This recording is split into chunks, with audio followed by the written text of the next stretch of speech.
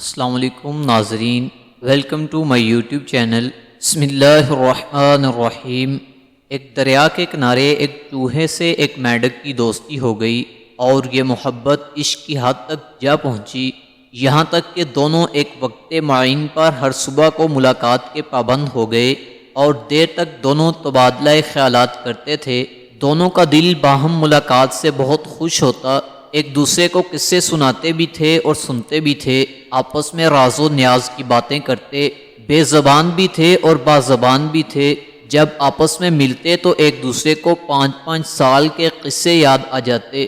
مینڈک سے ایک دن چوہے نے کہا، آپ تو پانی کے اندر دوڑ لگاتے رہتے ہیں اور ہم خشکی میں جدائی کا غم کھاتے ہیں۔ میں ندی کے کنارے تجھے آواز دیتا ہوں تو پانی کے اندر عاشقوں کی آواز سنتا ہی نہیں، اور میں صرف تھوڑے سے مقررہ وقت پر گفتگو سے سیر نہیں ہوتا۔ چوہے نے پھر کہا، یار مینڈک، میں تیرا چہرہ حسین دیکھے ایک دم کو بھی چین نہیں پاتا۔ دن کو میری معاش تیرا دیدار ہے، رات کو میری تسلی اور قرار اور نیند تو ہی ہے۔ تیرا احسان ہوگا کہ تو مجھے خوش کر دیا کرے اور وقت بے وقت ملاقات کا لطف چکھا دیا کرے۔ اس چوہے نے مزید عاجزی کا اظہار کرتے ہوئے مینڈک سے کہا کہ اے بھائی، میں خاکی ہوں اور تو آبی یعنی پانی کا رہنے والا۔ میں پانی میں آ نہیں سکتا، مجبور ہوں، اور تو خشکی میں آ سکتا ہے، لیکن تم کو اطلاع کیسے کیا کروں کہ میں تم سے ملاقات کا مشتاق ہوں۔ خیر، دیر تک اس پر مشورہ ہوتا رہا اور آخرکار چوہے نے یہ رائے پیش کی کہ ایک لمبی ڈوری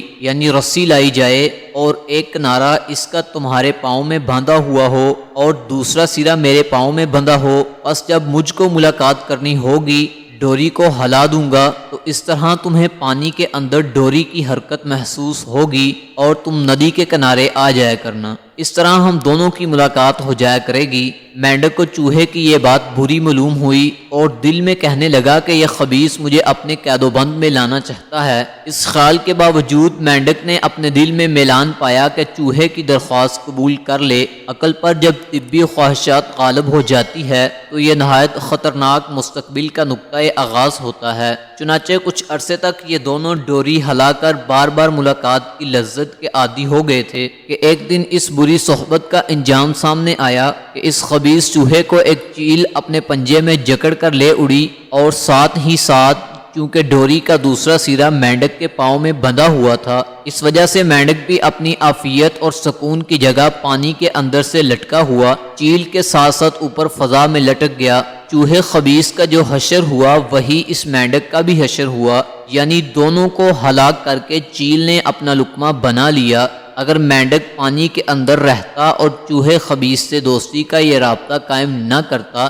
تو پانی کے اندر چیل کی دشمنی اس کا کچھ بال بیکا نہ کر سکتی اور نہ ہی وہ اس چیل کا تر لقمہ بنتا۔ اس واقعہ میں مولانا روم رحمۃ اللہ علیہ نے بری صحبت سے بچنے کی اس قدر خوبصورت انداز سے ہدایت کی ہے کہ پر لطف قصہ بھی ہے اور ہدایت کرا بھی۔ اس عبرتناک واقعے سے ہمیں سبق ملتا ہے کہ ہمیں برے لوگوں کے ساتھ دوستی رکھنے اور ان کی سوسائٹی سے اجتناب کرنا چاہیے، کیونکہ برا آدمی جب اپنی برائی کی وجہ سے کسی دینی یا دنیاوی مصیبت میں پھنستا ہے تو اس کے ساتھ دوستی اور تعلق رکھنے والا بھی ساتھ ہی ہلاک و برباد ہو جاتا ہے۔ اگر ویڈیو اچھی لگی ہو تو ویڈیو کو لائک کیجئے اور چینل کو سبسکرائب کر لیجئے اور بیل کے آئیکن پر کلک کیجئے تاکہ آپ کو ہماری نئی آنے والی ویڈیوز کا نوٹیفیکیشن مل سکے۔